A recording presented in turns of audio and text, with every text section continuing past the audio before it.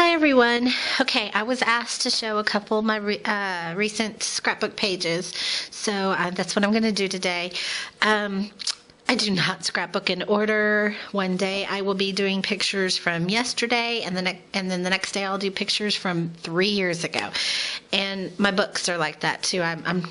There's just no way I can scrapbook in chronological order, so there is no way I can have a scrapbook that has everything lined up right. So that's why I try and tend to put dates on everything.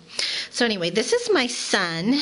They have a tradition with his friends. They always play football the day before Thanksgiving at one of the parks here.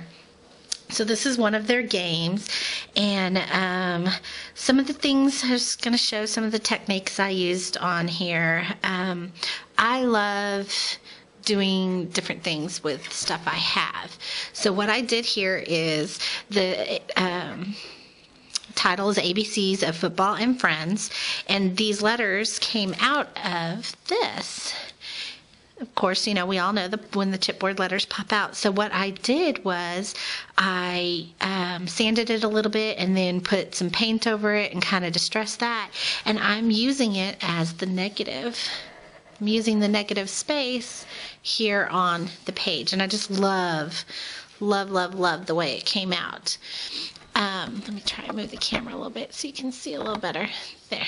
Also, I have a Hambly screen print that I cut out and have on here. Sewing is another huge thing I do. So, of course, as you can see, I have sewing all along the edges here. I love to do the sewing. This right here, this actually is the backing of the, okay, as I was saying, I'm sorry the camera cut off. This is the backing of the package of letters. So I use, and I just love the way it looks, so I cut out the arrow in that. Like I said, you can use so much stuff of your scrapbooking supplies, the backs, this. Okay, here I have stamped with just embossing ink and then used clear embossing powder just to give it that, you can't really tell it's there, but then you can kind of see it's there. Look. Then I have the buttons, of course. Journaling. Okay, the journaling. I love to do different handwriting in the journaling. Like here I have block lettering. This one here I put a little rectangle around it. I just think it gives, I don't know, it just makes the reading more interesting and draws your eye more to the journaling. Okay, here's another page of both my kids, my daughter and my son. And it says, I feel blessed. And on this one, I used some burlap. I just did a triangle, or why do I keep getting that wrong? A rectangle, and I folded the edge here. For this background, as you can see, what I did is I took magic mesh. I don't know if you know what that is, but it's like got the holes, the mesh look. I have magic mesh all over the cardstock, and then I glimmer misted over it, and then took the magic mesh off and got this really neat textured background. And then, of course, I have the paper layered and torn. I cut out a flower in one of the papers and added some ribbon to it. And then once again, sewing. I love to sew. On my daughter's picture, I did a little bit of scroll doodling on there. And on this heart, I cut out with my wish blade, actually. And then did some sewing in the inside to give it some dimension and depth. And then, of course, I used a little journaling card, and I wrote my little journaling on that one. And this is I don't remember if this is a Prima flower or not, and a little bit of ribbon here. And this is just a little plate that I added some rub-ons with to say blessed. And then also, I don't do just 12 by 12s. I do all kinds of different sizes. And in my scrapbook, I have just different sizes everywhere. It's really neat. Here's 2 pages I did for both my kids the first of the year. This year when they started school. My daughter is a freshman this year. So, oh my gosh, that's been hanging in the way this whole time. I'm so sorry. So this was her first day. She has to wear uniforms. This is her last year wearing uniform. She's so excited about that. Here they do junior high, which is new and odd to me, but here junior high is 7th through 9th grade, but she's still considered a freshman. So anyway, so here's her pictures of her first day. I cut out of one of the papers, I cut this beautiful flowers and added it here on this background. I think this paper is, no, it doesn't say. I'm thinking this is Fancy Pants paper. I have a whole bunch of little cluster Prima flowers here. Then, of course, a little journaling notebook page. I cut out the freshman. This, let's see if I can get it in the right. This was cut out with my slice. And then, of course, there's Prima, Say It, with crystals.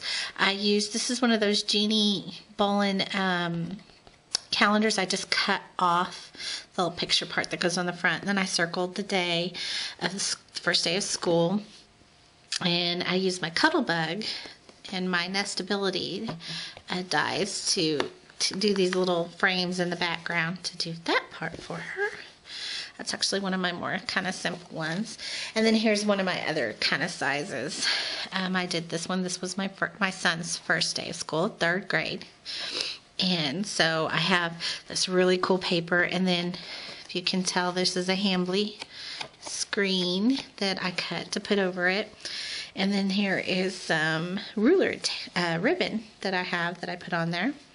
And this is an old antique style flashcard that I have a couple of these.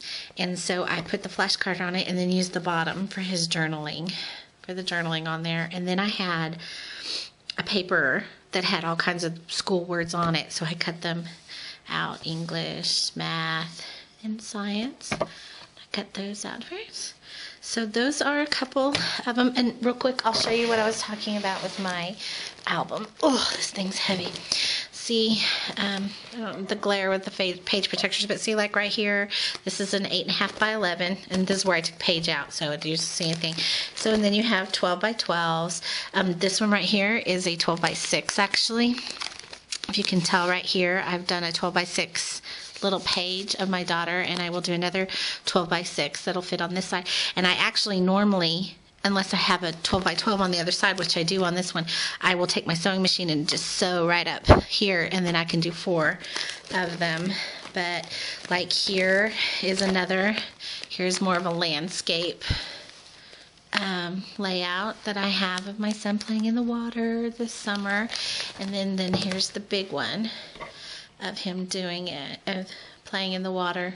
So, and they go together, but you know, you don't want to do two. I just want things to be broken up at different. So here I have the landscape size, and then this size I have the 12 by 12, and then with this one. So, and I go from very simple to very elaborate kind of scrapbook pages. So these are some of my recent ones that I did that I'm showing you, and each time I get one or a few done, I will show you those too and the techniques I used on them. Some of them I get really crazy elaborate and do a lot of stuff to it. Like I said, sewing is one thing that I do a lot of.